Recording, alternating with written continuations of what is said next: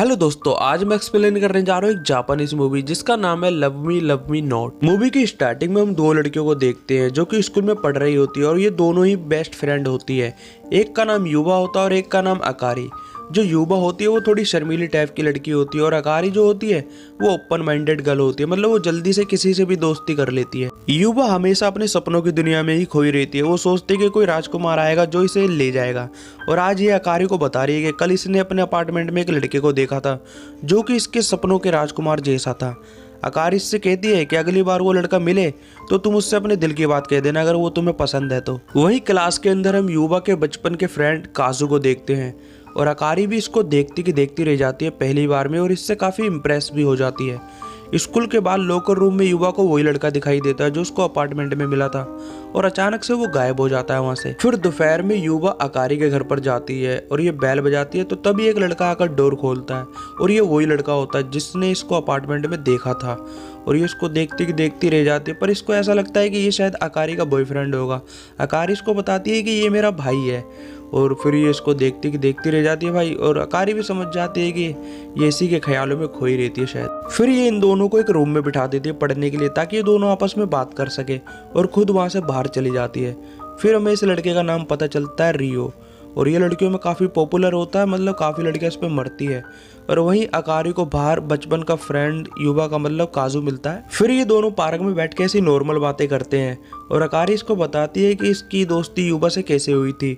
एक दिन ये शॉप पर सामान लेने गई थी तो इसके पास पैसे नहीं थे पे करने के और युवा ने इसके पैसे पे कर दिए थे शर्माते हुए, तब से इसकी दोस्ती हो गई थी। यहाँ काजू भी अकारी की बहुत तारीफ करता है कि वो एक अच्छी लड़की है और वहीं दूसरी तरफ युवा बात करने में शर्मा रही होती है रियो से। और वहीं कमरे के अंदर रियो की मोम आ जाती है और ये इससे कुछ अजीब अजीब बातें कह रही होती है। इसको ये शक होता है कि रियो और अकारी दोनों बहन भाई कमरे के अंदर कुछ कर रहे थे। अब रियो की मोम को ऐसा क्यों लगता है ये हमें मूवी में आगे पता चलेगा। और तभी यहाँ पर अकारी भी आ जाती है जो अपनी मोम से लड़ने लगती है और वो कहती है कि घर आए मेहमान के सामने कोई ऐसी बातें करता है और उसकी मोम काफी शर्मिंदा होते हुए माफी मांगती है। तभी यहाँ पर युवा को पता चलता है कि रियो और जो अकारी है वो दोनों सौतेले बहन भाई है। अब ये क्या चीज हुई यहाँ पर ये आगे पता चलेगा। तभी रात को अकारी युवा को मैसेज करती है और उससे माफी मांगती है आज के लिए, जिससे हमें ये पता चलता है कि रियो अपनी बहन को बहुत पसंद करता है। अब अगले दिन ये युवा से स्कूल में मिलता है और उससे कल के लिए सॉरी बोलता है। अब स्कूल के बाद रियो और काजू दोनों मिलते हैं और एक दूसरे को पहचान जाते हैं। काजू रियो को जानता है क्योंकि अकारी ने इसको बताया था रियो के बारे में कि ये मेरा भाई है और ये दोनों यहाँ पर दोस्त बन जाते हैं और यहाँ पर पता चलता है कि ये दोनों एक जैसी मूवी देखना पसंद करते हैं। अब काजू को ऐसा लगता है कि जो रियो है वो अकारी का सगा भाई है, पर रियो यहाँ पर बताता है कि मैं उसको सौतेला भाई हूँ। और अगले सीन में हम अकारी को देखते हैं जो रूम का दरवाजा खोल देती है और वहीं पर रियो कपड़े चेंज कर रहा होता है और ऐसा करते हुए इसकी मोम इसको देख लेती है और उसको शक हो जाता है कि इन दोनों का कुछ ना कुछ चक्कर चल रहा है आपस में। और इनकी मोम इन दोनों को दूर रखने की बहुत कोशिश करती है। अब अकारी अपनी मोम से परेशान होकर बाहर घूमने आ जाते हैं और यहीं पर इसको काजू मिलता है।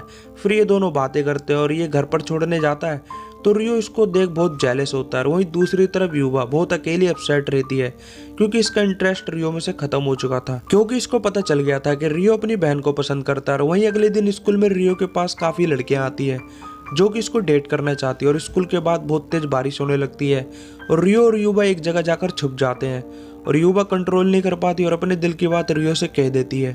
पर रियो इसको यहाँ पर रिजेक्ट कर देता है और ये बेचारी यहाँ से रोते हुए अकारी के पास जाती है और उसको सब बता देती है। और वहीं स्कूल में काजू और अकारी एक दूसरे के बहुत पास आने लगे हैं और काजू भी इसकी बहुत हेल्प करता है काम में और ये देखकर रियो बहुत जेलस होता है भाई।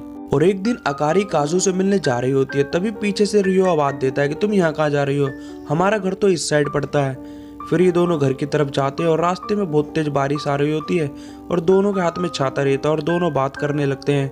तभी रियो उससे गुस्से में कहता है कि तुम काजू से क्यों बात करती हो और उससे दूर रहने को कहता है। और यहाँ पर इन दोनों के बीच में बहस होने लगती है और अकारी इसको एक्सेप्ट करने को कहती है कि हम दोनों बहन भाई हैं, हमारे बीच में कुछ भी ऐसा नहीं हो सकता है।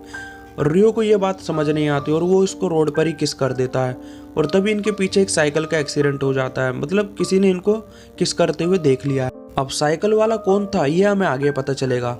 अब रियो की हरकत के बाद अकारी उससे गुस्सा होकर घर चली जाती है।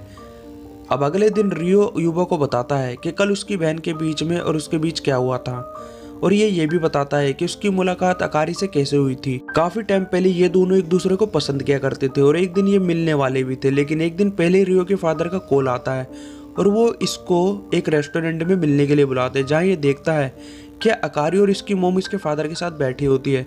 मतलब इसके फादर अकारी की मोम से शादी करने वाले थे। और ये बात जानने के बाद रियो का तो दिल ही टूट जाता है और अकारी भी इससे कहती है कि हमारे बीच जो भी है वो सब कुछ खत्म करते हैं, क्योंकि हमारी फैमिली आपस में जुड़ने वाली है और मैं उनको टूटते हुए नहीं देखना चाहती हूँ।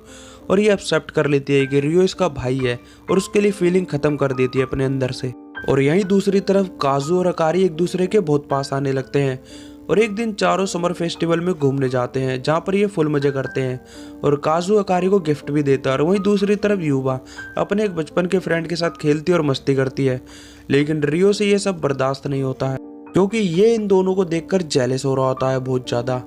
और यहीं पर मौके का फ़ायदा उठाकर अकारी काजू को प्रपोज करती है, डेट के लिए पूछती है मतलब, लेकिन काजू उसको मना कर देता है। और हम देखते हैं कि उस दिन जब ये दोनों किस कर रहे थे और जिसका साइकिल से एक्सीडेंट हुआ था वो काजू ही था, और इसके लिए भी अंदर से फीलिंग खत्म हो गया अकारी के लिए। अब ऐसे ही कुछ दिन बीत जाते हैं, काजू अकारी के लिए दिल में फीलिंग लाना शुरू करता है और उसमें सफल भी होता है। और वहीं दूसरी तरफ युवा अपने बेस्ट फ्रेंड के साथ खुश रहती है, लेकिन रियो उसको देखकर जल रहा होता है। और कुछ दिन के बाद पता चलता है कि अकारी की मोम तलाक ले रही है, क्योंकि रियो के जो फादर हैं वो अमेरिका जा रहे हैं। लेकिन अकारी अपनी मोम से तलाक लेने को मना करती है। वो कहती है कि तुम भी अपने हस्बैंड के साथ अमेरिका चली जाओ, मैं यहाँ अकेली रह सकती हूँ। और अब रियो भी अपनी बहन के लिए बिल्कुल भी फील नहीं करता है और वो काजू को सब कुछ बता देता है और काजू भी ये सब एक्सेप्ट कर लेता है। अब मूवी के एंड में हम देखते हैं कि काजू और अकारी एक साथ होते हैं और दूसरी तरफ रियो और युवा भी एक साथ होते हैं और मूवी यहाँ पर खत्म हो जाती है। तो दोस्तों ये मूवी आपको कैसे लगी हमें कमेंट करके जरूर बताएं। अगर आप हमारे चैनल पर नए हो तो चैनल को लाइक और सब्सक्राइब जरूर कर देना। मिलते हैं अगली वीडियो में। Thank you guys.